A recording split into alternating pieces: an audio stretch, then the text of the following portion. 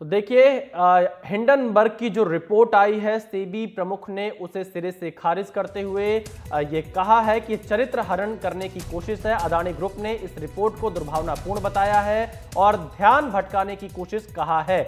जयंत गुप्ता, पूर्व executive director SEBI के, इस वक्त हमारे साथ जुड़ चुके हैं और जयंत गुप्ता से बेहतर इसके बारे में और कोई बता भी नहीं पाएगा। जयंत गुप्ता जी, क्योंकि आप सेबी में रह चुके हैं, जिस तरह की रिपोर्ट यहां पर हिंडनबर्ग की तरफ से जारी की गई है, उससे पहले सेबी ने एक नोटिस दिया था। उस नोटिस का जवाब तो सेबी ने दिया, माफ कीजिएगा, हिंडनबर्ग ने दिया नहीं। लेकिन अब एक ऐसी रिपोर्ट जारी की है जो कि सत्यता से परे है और सेबी चीफ का यह कहना है कि चरित्र हनन करने की कोशिश है। क्या कहेंगे आप? देखिए, मैं पहले तो नमस्कार। मैं नमस्कार। एक चीज बोलूंगा, आपने ये बोला कि मुझसे बेहतर कोई नहीं बता सकता है। मैं इस चीज को मानने को तैयार नहीं कि मैं सबसे बेहतर हूँ, बाकी लोग भी बेहतर कर सकते हैं। जहां तक इसका सवाल है, सवाल ये है कि इसका हमको दो इशू को पहले डीलिंग करना चाहिए अगर हमको अनबायस हाँ। ओपिनियन देनी है। कि ये, चूंकि सेबी ने हिंडनबर्ग को नोटिस दिया तो हिंडनबर्ग ने रिपोर्ट निकाली, ये हम इस चीज को डीलिंग करते हैं। नोटिस एक तरफ रखते हैं, रिपोर्ट को अलग रखते हैं। इस रिपोर्ट को बिल्कुल इंडिपेंडेंटली अनबायस एग्जामिन करना चाहिए। हाँ। जिससे कि नहीं तो फिर क्या होगा कि आपके ऊपर भी एलिगेशन लगेगा कि आपने भी ये कोई बायस के साथ किया। अब इस रिपोर्ट को जो मेरा जितना मैंने समझा है, हम्म। इस रिपोर्ट को अगर आप रद्दी की टोकरी में भी फेंकेंगे तो रद्दी की टोकरी भी रिफ्यूज कर दे कि ये मेरे लायक भी नहीं। ये, हाँ। इस रिपोर्ट में तथ्य के नाम पे कुछ नहीं। अब आप अगर सवाल करेंगे एक एक करके तो मैं जवाब दूंगा, क्योंकि रिपोर्ट में काफी तथ्य हैं। तो हम्म। या आप बोलिए तो मैं एक एक करके स्टार्ट करता हूं, नहीं तो आप नहीं, एक मैं एक करके चाहूंगा सवाल आप एक एक कीजिए। करके इसको विस्तार से बताइए, जयंत गुप्ता जी। तो मैं सबसे पहला जो एलिगेशन है कि 2015 में सेबी चेयरपर्सन और उनके पति ने एक फंड में पैसा लगाया। अब तो एक होता है कि इंसान की जो जिंदगी है वो समय के हिसाब से आगे बढ़ती है। ना ये टीवी सीरियल है ना मूवी है कि आप फ्लैशबैक में जाके डिसीजन लेके डिसीजन चेंज करते हो और अगला सीन क्या होगा वो बदल देते हो। तो 2000, हमको फिर 2015 में जाना पड़ेगा। 2015 में जब देखते हैं तो माधवीपुरी बुक का सेबी से दूर दूर तक कोई कनेक्शन नहीं था। मिस्टर बुक का भी कोई कनेक्शन नहीं था। ये दोनों सिंगापुर में रहते थे, तो सिंगापुर के नियमों का पालन करते थे। जिस फंड में उन्होंने इन्वेस्टमेंट किया, उन्होंने उस फंड का वो जरूर देखा होगा कि जहां पे भी फंड ऑपरेट करता वहां पे लीगली रजिस्टर्ड है कि नहीं है। और फिर फंड ने इनका केवाईसी किया हुआ। अब जो आज एलिगेशन आ रहा है, उस एलिगेशन का मतलब तो ये है कि माधवीपुरी बुक और उनके पति को पहले फंड का केवाईसी करना चाहिए था। फिर पूछना चाहिए कि आपके फंड में कौन कौन कौन लोगों ने इन्वेस्टमेंट किया है, आप मुझे सारा उनका केवाईसी कीजिए, मैं उनका केवाईसी करूंगी। और फिर वो एक एस्ट्रोलॉजर के पास जाते कि जो उस फंड में जितने इन्वेस्टर हैं, अगले 8 साल या 9 साल में कोई हिंडरबर्ग उनके ऊपर रिपोर्ट निकालने वाला है कि नहीं निकालने वाला है। तो ये तो एक बचकाना बात हुई कि 15 में मुझे मालूम था कि 2023 में मैं सेबी चेयरपर्सन होंगी, वहां हिंडनबर्ग की रिपोर्ट आएगी और मैं हिंडनबर्ग को बचाऊंगी, इसलिए आज मुझे ये करना है। तो ये जो है ये पूरी पूरी तरह से खारिज किया जा सकता है। क्यों? क्योंकि 2015 में ना अडानी के अगेंस्ट कुछ था, ना माधवीपुरी के अगेंस्ट कुछ था, ना हिंडनबर्ग ने कोई रिपोर्ट हम्म। निकाली थी। और अगर इस तरह से करेंगे तो कल को आप किसी म्यूचुअल फंड में भी इन्वेस्टमेंट नहीं कर पाएंगे। क्योंकि फिर आप म्यूचुअल फंड के पास जाएंगे, बोलेंगे पहले आप सारे जितने भी 1 लाख आपके यूनिट होल्डर हैं, आप मुझे सबका वो चरित्र सर्टिफिकेट दो। तो ये सब चीजें जो हैं ये प्रैक्टिकल नहीं है, और ये सिर्फ अपॉर्चुनिटी है कि हमको एक धमाका करना है। तो मैं कहीं से कोई ना कोई तथ्य ढूंढ के लाऊं और धमाके की कोशिश करूं। दूसरा जो एलिगेशन है, वो एलिगेशन है कि माधवीपुरी बुक ने रीट्स को प्रमोट किया। और रीट्स को प्रमोट इसलिए किया कि उनके पति ब्लैक स्टोन में सीनियर एडवाइजर। अब यहाँ पे इसको कई तरीके से डिवाइड करते हैं। As a SEBI chairperson, Madhabi Puri Buch के कई रोल हैं। और एक रोल है कि इन्वेस्टर को सारी तरह की जानकारी देना और तरह तरह के प्रोडक्ट के बारे में बताना। जी। तो इन्होंने ये नहीं बताया हिंडनबर्ग ने कि कम से कम 100 कॉन्फ्रेंस में माधवीपुरी बुक ने बोला होगा कि म्यूचुअल फंड में भी इन्वेस्ट करो, 100 में बोला होगा कि बॉन्ड्स में इन्वेस्ट करो, 100 में बोला होगा कि ऑप्शन एंड फ्यूचर में इन्वेस्टमेंट ना करो। तो क्या हम यह लिंक इसलिए करें कि ऑप्शन एंड फ्यूचर को मना इसलिए कहते हैं कि मिस्टर बुक जो है किसी ब्रोकर के ऑप्शन एंड फ्यूचर के डीलर नहीं है, क्योंकि ब्लैक स्टोन में इसलिए वो ब्लैक स्टोन। तो ये सब जो चीजें हैं ये सब हम खोद के निकालते हैं कि मुझे कहीं कुछ मिल जाए।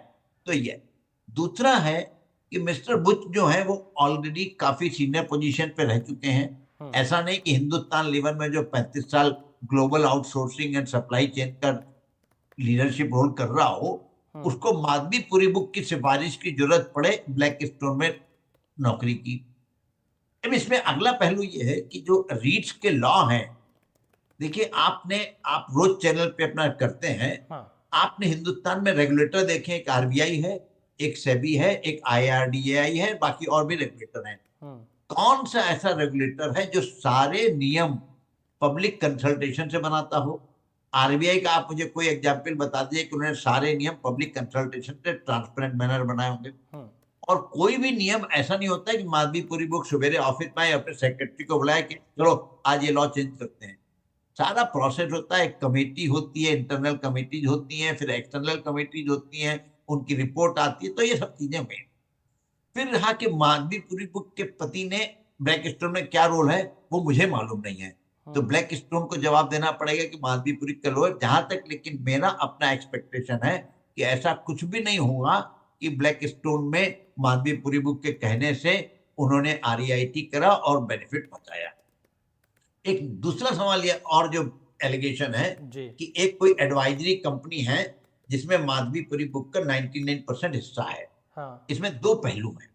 एक पहला पहलू तो ये कि जब भी माधवीपुरी बुक ने सेबी ज्वाइन किया हुआ एज ए डब्ल्यूटीएम एंड दोबारा जब एज ए चेयरपर्सन, तो उन्होंने अपनी एसेट्स एंड लायबिलिटी का डिटेल में स्टेटमेंट दिया होगा। उन्होंने जरूर से ये दिया होगा कि वो इस कंपनी में 99% शेयर होल्डर हैं। अब यहाँ पे सवाल आता है कि क्या सेबी के नियम कानून किसी कंपनी में आपको शेयर होल्डर होने से मना करते हैं? मेरा सीधा जवाब है कि नहीं, जब तक आप उसमें एक्टिव पार्टिसिपेशन नहीं कर रहे हो। तो ऐसा तो नहीं कि माधवीपुरी बुक ऑफिस आने के पहले 2 घंटे उस एडवाइजरी में जाके एडवाइजरी करते हो कुछ, तो उनका कोई भी एक्टिव इन्वॉल्वमेंट नहीं। अब इसमें दूसरा सवाल ये होता है कि मान लीजिए एक कोई इंडस्ट्रियलिस्ट है जिसके पास काफी सारी कंपनियां हैं। इंडस्ट्रियलिस्ट का बेटा या बेटी अपने बिजनेस में नहीं जाना चाहता है, वो ब्यूरोक्रेट बनना चाहता है या रेगुलेटर बनना चाहता है या बैंकर बनना चाहता है।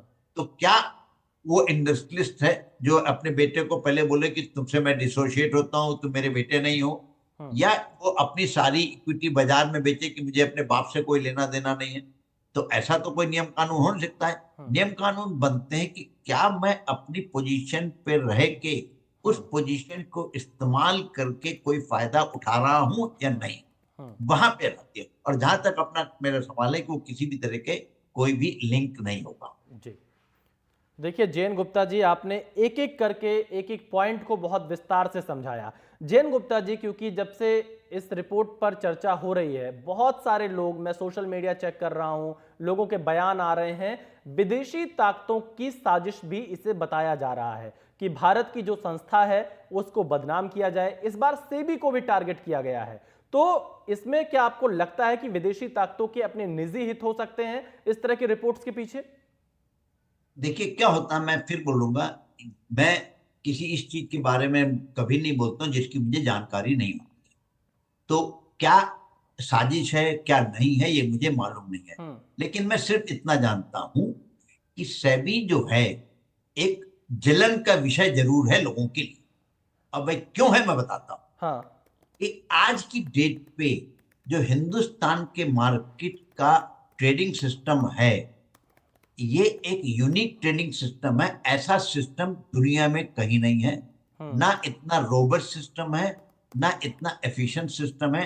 आपने देखा होगा आए दिन किसी ना किसी कंट्री में कुछ गड़बड़ होता है, यहाँ पे सारा चीज है। हिंदुस्तान एक ऐसा वो है ट्रेडिंग सिस्टम जहां पे ऑनलाइन इंस्टेंटेनियस मार्जिनिंग होती है, रिस्क मैनेजमेंट होती है। ये कहीं नहीं होता है। हिंदुस्तान में T+0 सेटलमेंट है कि आप आज शेयर बेचो, आज ही पैसा मिल जाए।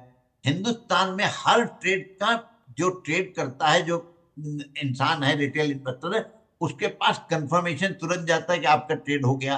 तो जो ये सिस्टम बने हैं, ये दुनिया की किसी कंट्री में नहीं है। और मैं आपको एक बहुत छोटा एग्जांपल देता हूं। हाँ। कि कल परसों मैंने एक न्यूज में पढ़ा कि यूके जो है, यूनाइटेड किंगडम, वहां का रेगुलेटर जो है ESG रेटिंग के ऊपर रेगुलेशन लाने वाला है।